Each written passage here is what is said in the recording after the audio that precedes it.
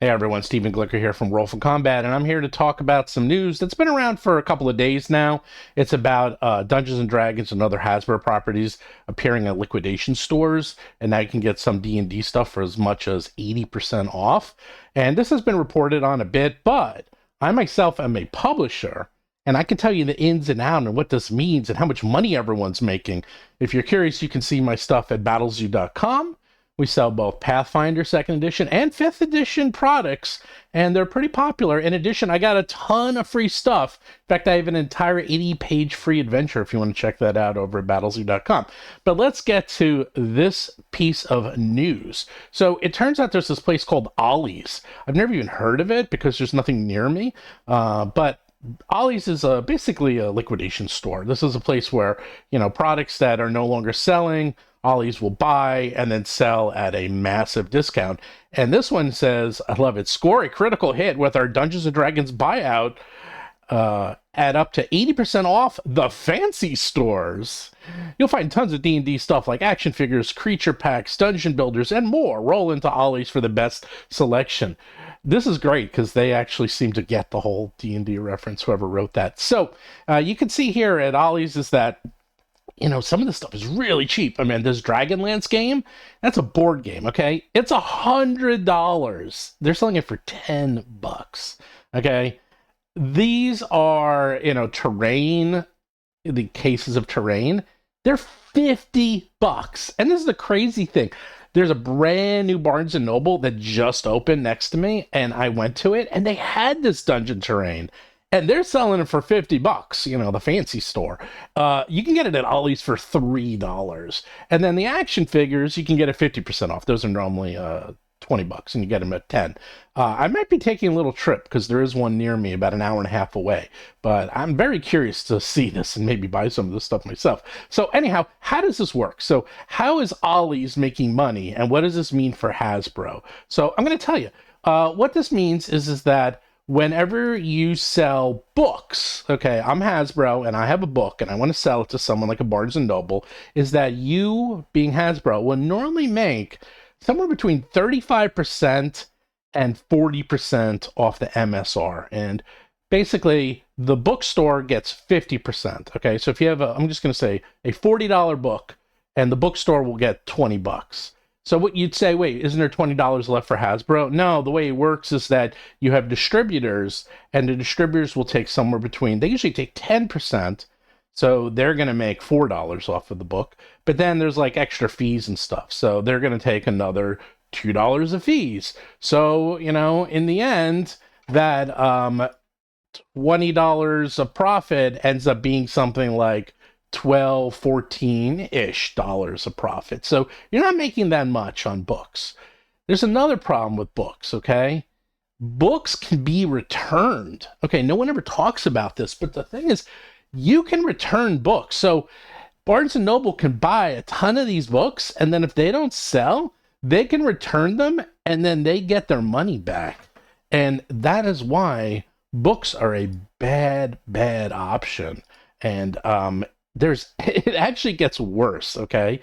When you print up books overseas, there's tariffs on books. So you have to pay an additional, are you ready? 7.5% on the books. But that's the cost of printing the books. So if the books cost $3 to print, and then you have to ship them here, and it might cost another buck or two to get them over here, but then you got to pay a tariff of 7.5% on books. So you're making nothing, okay? Books are a bad deal. How do I know? I publish books. I know how bad they are. You don't do great when it comes to actual books. But what about games? Okay, well, games is completely different. Games, you can sell a game to, like the Kmarts, the Walmarts, the marts around the world, and you can sell them for 50%, maybe even 40%. You might make 50, 60% profit. It depends on the game. But games, you think, okay, wait, isn't it the same as books? Well, it's not. It's because, first of all, if you're doing direct to distributor or direct to the stores, which is like Hasbro does, because that's what they do, they don't have to pay that extra 10, 15%. But that's not the best part. The best part is you can't return a game, usually. What does that mean? So if you're selling a game to Walmart or Target, they keeping that game. Okay, that game's not going anywhere. They bought that game and they're keeping it. Unlike books, they can return the books, but the games, they're gone. So that's why you rarely will see liquidation sales when it comes to books because they can be returned. But when it comes to games and these action figures, they got to get rid of it. So it has to go somewhere. So what does that usually mean? All right, well, let's break this down. If you're someone like an Amazon or a Target or Walmart, is that they'll just put it on sale. Because since they can't return it, they'd rather make some money off of it. So they might sell it 50% off, or maybe, just to get rid of it. And just because it's taking up shelf space. Because it actually costs money to destroy things, okay? You can't just like throw things out. They actually have to pay money to get rid of it. So they'd rather just sell it for next to nothing, or they sell it as a loss leader, thinking that, okay, well, people might come in for the sale, and then while they're here, they'll buy something else. So that's what they'll do. But then these liquidation houses. So how does these liquidation houses make money? Well, they have a completely different business model. The liquidation houses, what they do is that they buy stock that is just sitting in the warehouse. And there was a lot of reports earlier this year and like last year, before the OGL crisis broke, is that Hasbro had tons of items just sitting in their warehouse, not doing anything. And it turns out to be quite true. They can't sell this stuff. So, it's just sitting there. So Hasbro has two options. They can either destroy it, which isn't free, or they can sell it to these liquidation centers. These liquidation centers will buy it for pennies on the dollar. So this Dragonlance game, let's just take that as an example. That Dragonlance game is normally $100. So maybe they're selling this game for $50 to Walmart, okay? I'm just making up these numbers, but let's just say that's approximately what they're selling it for, which makes sense. So Walmart will make 50, Hasbro makes 50, everyone does well. Well, Ollie's is they're buying it for a fraction of that cost. Ollie's will come to them and say, you know what?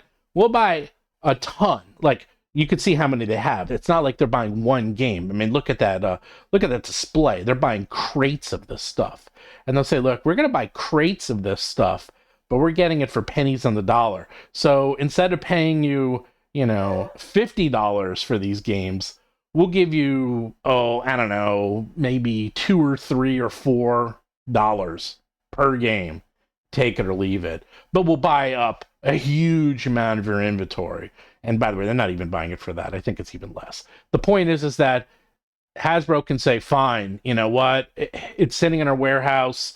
At least we're making something off of it. At least we're getting it out there. So then they sell it. They sell it to these liquidation centers. And the liquidation centers buy it up.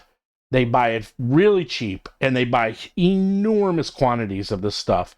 And there's usually also rules like they can't, like resell it at higher prices, things like that. Like there's rules so that they can't go and then say, haha, we're going to sell it for $100 now, things like that. Now all these places have different rules, but that's how it works. So when you see something in a liquidation center, does that mean the company's going out of business? Everything must go?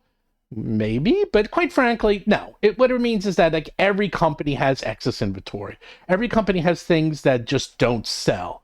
And they just need to get rid of. And it's actually a good deal. You go to a place like Ollie's. There was a place near me when I was growing up called Rock Bottom.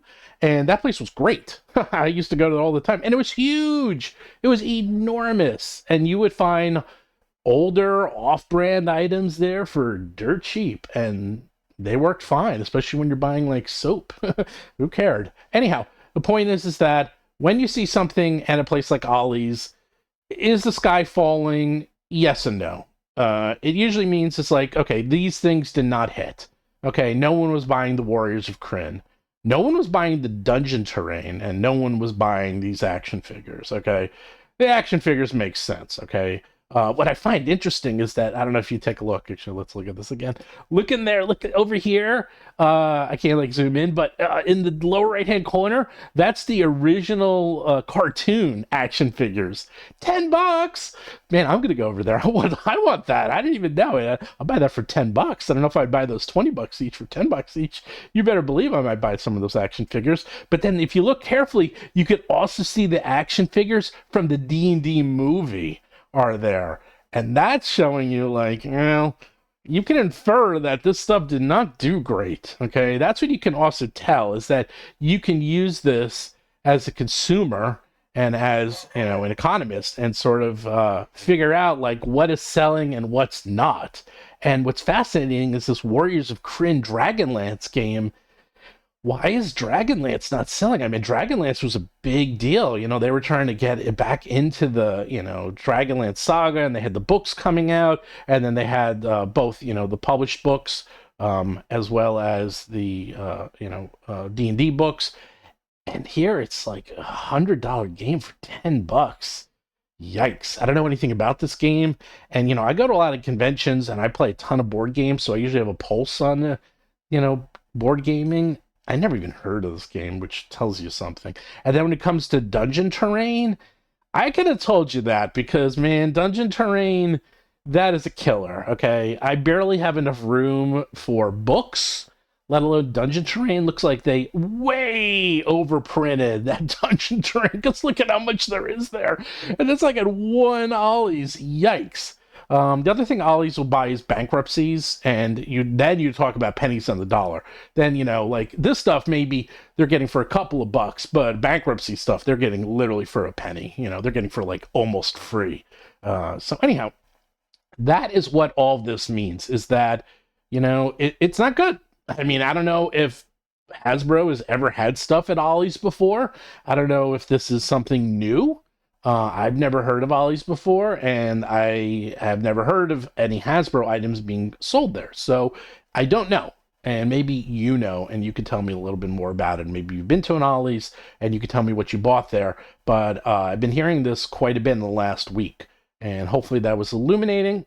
If you want, check out our Roll for Combat Live. That's our weekly show every week, Wednesday at 3 p.m. Eastern. Myself and Mark Seifter, Director of Game Design at Roll for Combat, we sit down and bring on a guest. And today's guest is Linda Codega. That was weird timing because I already agreed to have Linda on the show last week before this all went down.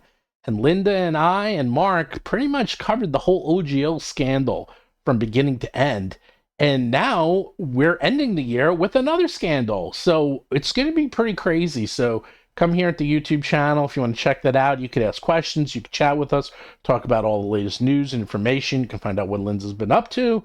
Because unfortunately, Linda was also let go from IO9. But I do know they're doing okay. And they have a lot of things in the works. And they just had 2 really big talks at PAX.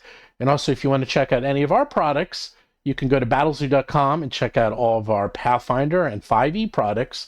I know it sounds like I'm always down on Hasbro and WotC, but I make my living selling products for 5e. So I have a vested interest that D&D sticks around and does well. But I also report the news and been doing this on and off for 20 years. So I'm kind of in a weird position where I both report news and sell my own products. Anyhow, with that, do check us out later today, and hope to see you later